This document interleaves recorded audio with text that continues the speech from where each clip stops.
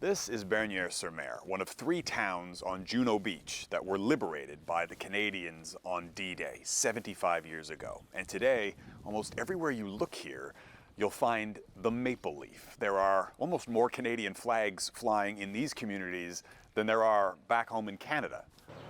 There are public squares and streets named after Canadian soldiers.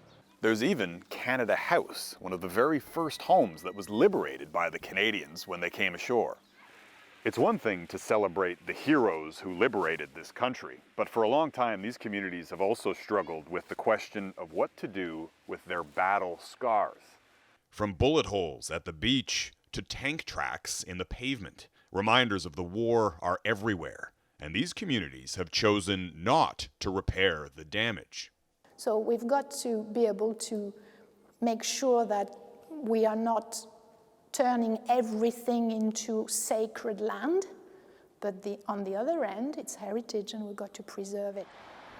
And some remnants from the war have been given new life. This used to be an airfield, but the farmer has now taken pieces of the runway and turned it into a gate.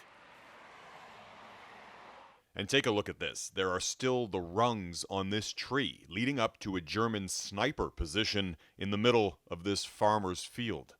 And there are also dozens of old bunkers, like this one spread across Juno Beach. This was part of Hitler's Atlantic Wall that stretched from France to Norway, meant to protect against an Allied attack.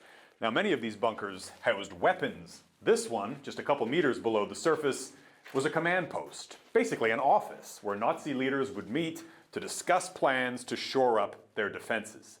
You're just kind of walking around and, oh, here's a bunker, and here's a gun emplacement, and here's this. You know, you almost have to actively try to look away to forget what happened.